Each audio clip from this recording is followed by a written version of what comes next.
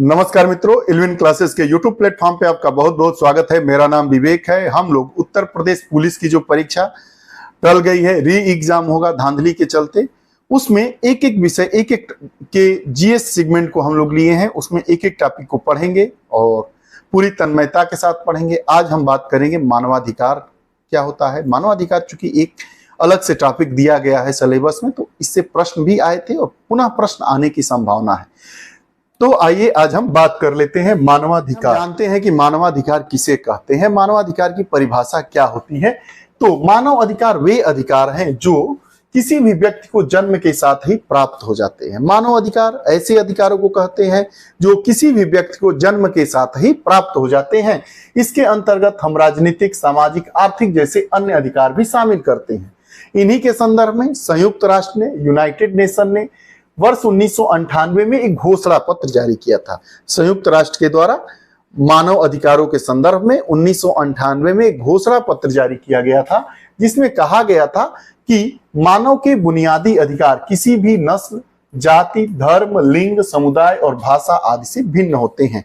जो मानव के अधिकार होते हैं, मूल अधिकार होते हैं, उनको हम कह सकते हैं जो जन्म के बाद ही मिलते हैं, वह किसी भी नस्ल, जाति, लिंग आदि से परे होते हैं। ये रही बात यूएन की बात। अब बात कर लेते हैं मानव अधिकार शब्द के बारे में। मानव अधिकार शब्द का प्रयोग पहली बार कब किया गया था? तो मानव अधिकार शब्द का प्रयोग 20वीं शताब्दी में किया गया था। इसके पूर्व 17वीं शताब्दी में इसे प्राकृतिक अधिकार या व्यक्ति के अधिकार कहा जाता था। प्रश्न ये अगर पूछेगा कि मानव अधिकार शब्द का प्रयोग सर्वप्रथम किस शताब्दी से, तो 20वीं शताब्दी से। इसके पहले मानव के अधिकार को किस रूप में जाना जाता था? प्राकृतिक अधिकार जाना जाता था या व्यक्ति के अधिकार के रूप में उसको जाना जाता था। मानव अधिकारों के प्रकार क्या है? तो सीधे मानव अधिकारों के प्रकार के बारे में हम संयुक्त राष्ट्र के संदर्भ को ही लेते हैं, क्योंकि संयुक्त राष्ट्र के संदर्भ का हस्ताक्षर देश हमारा भारत भी है और भारत में मानवाधिकार आयोग की संरचना भी हुई है। तो इससे हम सीधे संयुक्त राष्ट्र के सार्वभौमिक घोषणा पत्र में कुल 30 अनुच्छेद हैं। जो संयुक्त राष्ट्र का सार्वभौमिक घोषणा पत्र जारी किया गया था, उसमें कुल 30 अनुच्छेद थे, जिनमें सामान्य तौर पर नागरिक, राजनीतिक और आर्थिक, सामाजिक, सांस्कृतिक श्रेणियों में इसको बांट दिया गया। जो हमारा अनुच्छेद 3 कहता है सार्वभौमिक घोषणा पत्र का, उसमें कहता है कि व्यक्ति की स्वतंत्रता और सुरक्षा के अधिकार दिए गए हैं। प्रश्न पूछा तो नहीं गया है, लेकिन पूछे जाने की संभावना है कि जो मानवाधिकारों के संदर्भ में संयुक्त राष्ट्र का सार्वभौमिक घोषणा पत्र जारी किया गया था, उसमें कुल कितने अनुच्छेद हैं? 30। तो अनुच्छेद 30 में अनुच्छेद जो 3 है, उसमें यह बताया गया है कि व्यक्ति की स्वतंत्रता एवं सुरक्षा के अधिकार दिए गए हैं। अनुच्छेद 4 से 21 तक नागरिक व राजनीतिक अधिकारों के बारे में बताया गया है। अनुच्छेद 4 से 21 तक नागरिक व राजनीतिक अधिकारों के बारे में बताया गया है। अब नागरिक और राजनीतिक अधिकार क्या होते हैं?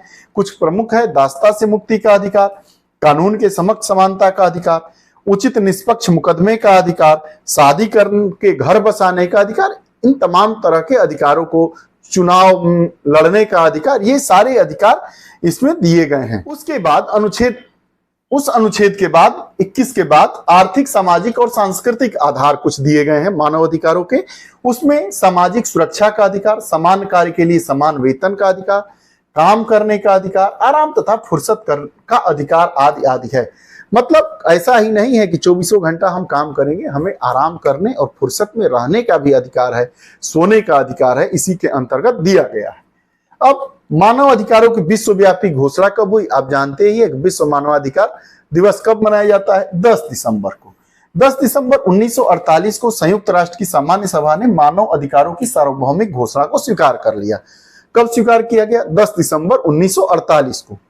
मानव अधिकारों की रक्षा से संबंधित संयुक्त राष्ट्र के चार्टर में भारत सहित 48 देशों ने हस्ताक्षर किए। कुल कितने देशों ने हस्ताक्षर किए? उस समय 1948 में भारत सहित 48 देश थे और भारत के अलावा 47 और देशों ने इस पर सार्वभौमिक जो घोषणा पत्र था उस पर अपना हस्ताक्षर किया। अर्थात और भारत सहित 48 देशों ने इस सार्वभौमिक घोषणा पत्र पर अपनी सहमति जताई। आगे लेते हैं राष्ट्रीय मानवाधिकार आयोग की, national human right commission, NHRC। कई बार NHRC का फुल फॉर्म भी पूछ देता है, तो national human rights commission. National human right commission, NHRC इसको हम कहते हैं। एनएचआरसी क्या है? एक स्वतंत्र वैधानिक संस्था है, संवैधानिक संस्था नहीं है, वैधानिक संस्था है, विधिक संस्था है। स्थापना मानव अधिकार संरक्षण अधिनियम 1993 के प्रावधानों के तहत 12 अक्टूबर 1993 को की गई। एनएचआरसी एक स्वतंत्र वैधानिक संस्था है। इसकी स्थापना कब की गई? 12 अक्टूबर 1993 को की गई। मुख्यालय नई दिल्ली में है। मुख्यालय नई दिल्ली में है। 3 प्रश्न इसी से पूछे जाते हैं। कब स्थापना की गई? 12 अक्टूबर 1993 को की गई। मुख्यालय नई दिल्ली में है। अब इसकी संरचना के बारे में हम बात कर लेते हैं। कोई भी अगर हम संस्था पढ़ते हैं तो उसका स्ट्रक्चर क्या है, उसका अध्यक्ष कौन होता है, सदस्य कितने होते हैं, उनका काम क्या होता है और उनकी पदावधि कितनी होती है, उनकी नियुक्ति कौन करता है, उनको पद से कब वो लोग पद से हट जाते हैं या उनको पदच्युत कर दिया जाता है। बस इतनी ही बातें हैं। तो एनएचआरसी की संरचना बहुसदस्यीय संस्था है। एक अध्यक्ष सहित 7 सदस्य होते हैं। एक अध्यक्ष सहित 7 सदस्य होते हैं। इसका मतलब समझिए, अध्यक्ष भी क्या है? एक सदस्य के रूप में ही काम करता है। अर्थात टोटल कितने होते हैं? अध्यक्ष के अलावा 6 सदस्य होते हैं। अध्यक्ष को मिला देंगे तो कुल 7 सदस्य होते हैं। अध्यक्ष और सदस्यों की नियुक्ति राष्ट्रपति द्वारा की जाती है।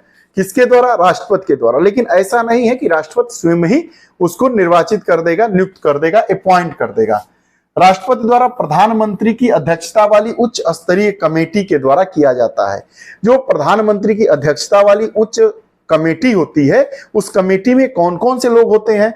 लोकसभा के अध्यक्ष हो गए, लोकसभा के विपक्ष के नेता हो गए, राज्यसभा के उपसभापति, राज्यसभा में विपक्ष के नेता, भारत सरकार के गृह मंत्रालय का भार साधक मेली की मंत्री की सिफारिशों के आधार पर की जाती है। आगे, अध्यक्ष या कोई सदस्य राष्ट्रपति को संबोधित अपने हस्ताक्षर सहित लिखित सूचना द्वारा अपना पद त्याग सकता है। इसके अलावा निम्न आधारों पर भी अध्यक्ष या सदस्य को राष्ट्रपति के द्वारा हटाया जाएगा। कब हटाया जाएगा? एक तो अपने मन से राष्ट्रपति को अपना त्याग पत्र दे देंगे तो हट जाएंगे ये लोग, चाहे अध्यक्ष हो राष्ट्रीय मानवाधिकार आयोग के, चाहे वो सदस्य हो। इसके अलावा भी कई कारण है। एक तो या तो वो दिवालिया हो जाए, अपनी पदावधि के दौरान अपने पद के कर्तव्यों के बाहर सवेतन कहीं नियोजित हो जाएं, मानसिक या स्वास्थ्य कारण हो सकता है, विकृचित हो, आदि तमाम तरह के कारण हैं। सदस्यों की पदावधि क्या होती है? अध्यक्ष और सदस्यों की पदावधि 70 वर्ष की उम्र हो जाए या 5 वर्ष, जो भी पहले है वो होती है। आगे, आयोग के कृत्य एवं कार्य क्या होते हैं? स्वप्रेरणा से या किसी पीड़ित व्यक्ति द्वारा, उसकी ओर से किसी व्यक्ति द्वारा उच्च न्यायालय या उच्चतम न्यायालय के निर्देश पर, यहां बात निर्देश नहीं दिया गया है, निर्देश दिया गया है। 2 शब्द होते हैं। निर्देश मतलब आर्डर और निर्देश मतलब डायरेक्शन। डायरेक्शन मतलब आपको बताया जाएगा। डायरेक्शन किसको दिया जाता है? जो समकक्षीय होता है।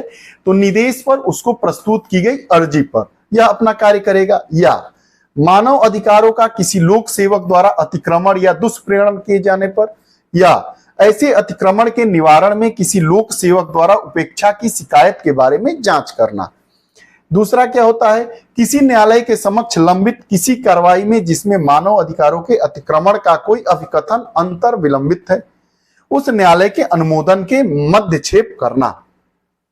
अगला, किसी विधि में किसी बात के होते हुए राज्य सरकार के नियंत्रण के अधीन किसी जेल या किसी अन्य संस्था का जहां व्यक्ति उपचार, सुधार या संरक्षण के प्रयोजनों के लिए निरुद्ध या दाखिल किए जाते हैं। जेल में जो कैदी हैं उनके क्या अधिकार है, उनके क्या मानव अधिकार है, इस पर भी वो अपनी रिपोर्ट दे सकता है, जांच कर सकता है। उस पर भी ये इसके कार्य सीमा के अंतर्गत ही आता है। संविधान या मानव अधिकारों के संरक्षण के लिए अन्य विधि द्वारा उसके अधीन उपबंधित रक्षोपायों पुनर्विलोकन करना, उनके प्रभावपूर्ण कार्यान्वयन के लिए सिफारिश करना है। सिफारिश ही ये कर सकते हैं। अगला, ऐसी बातों का जिनके अंतर्गत आतंकवाद के कार्य हैं और जो मानव अधिकारों के उपभोग में विघ्न डालती है। मानव अधिकार के उपयोग में जो विघ्न डालता है उसके विरुद्ध भी कौन कौन से उपाय होंगे, उनकी सिफारिश ये करते हैं। मानव अधिकारों के क्षेत्र में अनुसंधान करना और उसका संवर्धन करना, समाज के विभिन्न वर्गों के बीच मानव अधिकारों संबंधी जानकारी का प्रसार करना और प्रकाशनों, संचार विचार माध्यमों, गोष्ठियों और अन्य उपलब्ध साधनों के माध्यम से इन अधिकारों के संरक्षण के लिए कार्य करना और अपनी सिफारिश देना। आगे क्या कार्य है? ऐसे अन्य कृत्य करना जो मानव अधिकारों के संवर्धन के लिए आवश्यक समझे जाएं। जांच से संबंधित इनकी शक्तियां क्या है? ये तो कार्य है और कृत्य है। इन क्या कार्य कर सकते हैं, सिफारिश कर सकते हैं किन किन विषयों पर, किन किन बिंदुओं पर। जांच से संबंधित इनकी शक्तियां क्या है? आयोग को इस अधिनियम के अधीन शिकायतों के बारे में जांच करते समय और विशिष्टता निम्नलिखित विषयों के संबंध में वे सभी शक्तियां प्राप्त होंगी जो सिविल प्रक्रिया संहिता 1908 के अधीन किसी वाद का विचारण करते समय सिविल न्यायालय के बराबर इनको शक्तियां प्राप्त होती हैं। आयोग के समक्ष प्रत्येक कार्रवाई को भारतीय दंड संहिता की धारा 193 और 228 के अर्थ में तथा धारा 196 के प्रयोजनों के लिए न्यायिक कार्रवाई समझा जाएगा। क्या समझा जाएगा? न्यायिक कार्रवाई ही समझा जाएगा। और आयोग को दंड प्रक्रिया संहिता 1973 की धारा 195 और अध्याय 26 के सभी प्रयोजनों के लिए सिविल न्यायालय समझा जाएगा। प्रश्न पूछेगा कि किस धारा के अंतर्गत? तो धारा 195 अध्याय 26 के अंतर्गत कार्रवाई अगर मानवाधिकार आयोग कर रहा है तो उसे सिविल न्यायालय के समान ही समझा जाएगा। ये बात रही मानवाधिकार की, राष्ट्रीय मानवाधिकार की सार्वभौमिक घोषणा कब हुई, किन किन देशों ने हस्ताक्षर किया, भारत हस्ताक्षरकर्ता देशों में था या नहीं, मुख्यालय कहाँ है, विश्व मानवाधिकार दिवस कब मनाया जाता, तमाम मुद्दों पर हम लोगों ने बात किया। अब अगली कक्षा में हम बात करेंगे राज्य मानवाधिकार की। तो आपको हमारी कक्षाएं कैसी लगती हैं? अगर आप हमारे नए पाठक, नए दर्शक, नए मित्र हैं तो कृपया चैनल से जुड़ें और मित्रों तक इस कक्षा को शेयर करें। पुनः अगली कक्षा के साथ उपस्थित होंगे, तब तक के लिए बहुत बहुत धन्यवाद। नमस्कार।